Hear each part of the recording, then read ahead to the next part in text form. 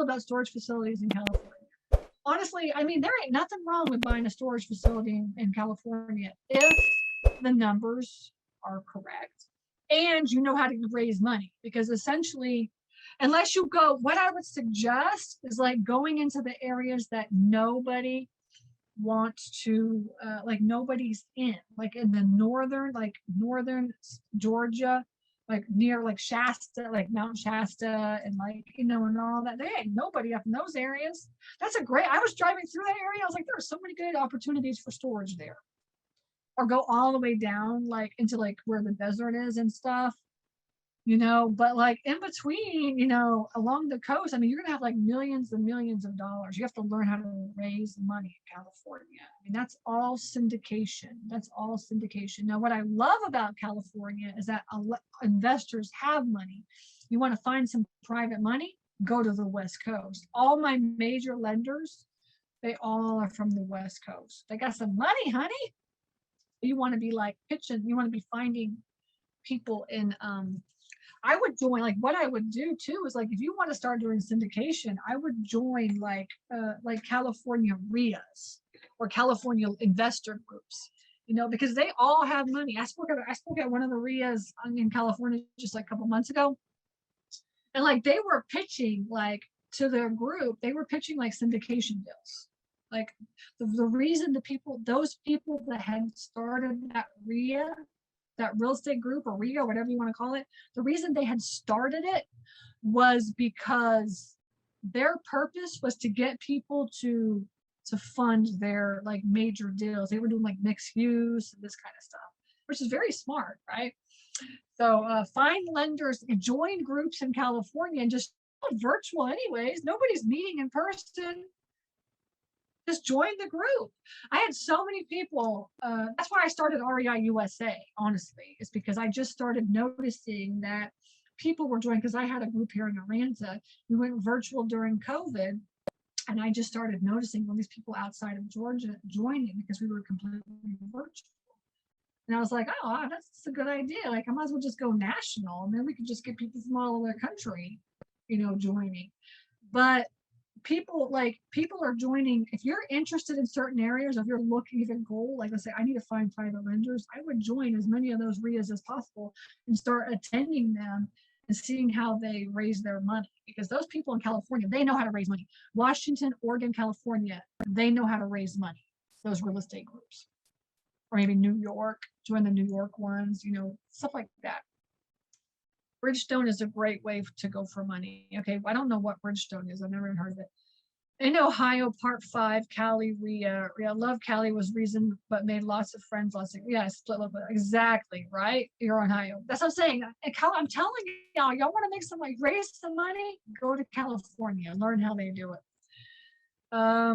Our local lenders said we don't have enough local storage here in Wyoming. No, y'all don't, because I went into Wisconsin, and I was just speaking in Wisconsin like early this month, and we drove around, and there's, I mean, Wisconsin, Wyoming, like all these Wisconsin, way north, Michigan, you know, Minnesota, there's just not enough storage in those areas. I think like way north, you know, like that whole area. South Dakota also, because I was in Wyoming and South Dakota last summer, and there was not enough storage facility. Now, there's not a lot of people there, but you got to just look at the population versus the total square footage in that radius. That's your formula.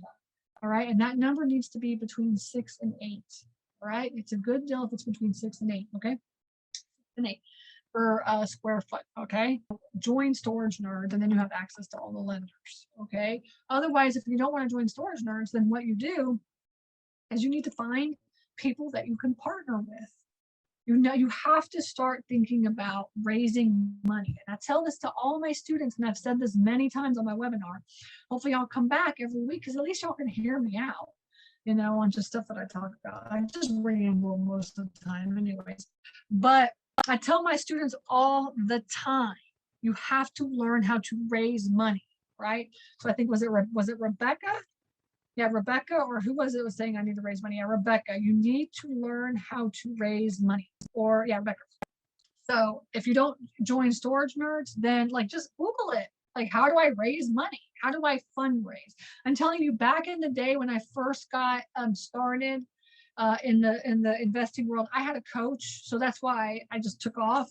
But essentially, my coach told me, like, if you're going to make it, you have to learn how to raise money. You have to, and just Google it. Just Google it. You know, how to raise money. You know, just how to raise money and how to. And if you want to like raise private money for smaller deals, follow Susan. You want to raise bigger money. I've seen like a couple of people out there that teach that stuff, but I never really got into that because what I did is I just hired a consultant, like a coach consultant to teach me how to do that. He's just a consultant. And he'll come into the group. We're about to launch our fund coming up, man. We're so close. I just had a meeting today with my attorney, my SEC attorney, and my consultant. His name's Ed. Isn't that funny when you say like, yeah, I just had a meeting with my SEC attorney? Isn't that funny? Doesn't that sound awesome?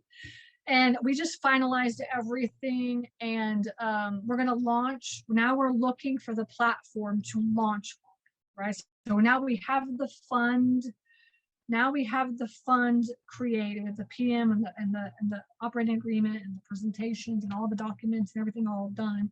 Now we're trying to find the fund to launch, the platform to launch on. So we're in the process of interviewing all these platforms. And so really Ed is managing all that for us, right? And so you want to hire, and actually I hired Ed right off of Upwork. So if you're really like into syndication, be like, look, I need somebody to help me figure out syndication, and just post a job on Upwork and see what you get. Like, you'll just hire a consultant to help you put the process through. Now the thing is with syndicating, if you don't have any deals, but you want to do bigger deals, then like find somebody that you can be like, look, like I want to syndicate, I want to buy some big deals, I want to buy a $3 million facility or a $5 million facility. You know, is there anybody out there that can like partner with me and show me the ropes, and I can bring money and all this kind of stuff, whatever, and see what you can find. Yeah, find so much on Upwork. I love Upwork. Has anybody used Upwork before? That's how I found Ariel in, right? So you know it's good, right? Okay, so that's if it's a larger income producing property, you can syndicate. If it's a smaller income producing property, you have the 20% down payment, or you find the money for the 20% down payment and you borrow the rest from a local bank. Okay, that's what you do. That's like smaller deals. Like local banks are not going to get into like $5 million bills most of the time, $10 million bills, right? But they'll do like, you know, good first starting deals.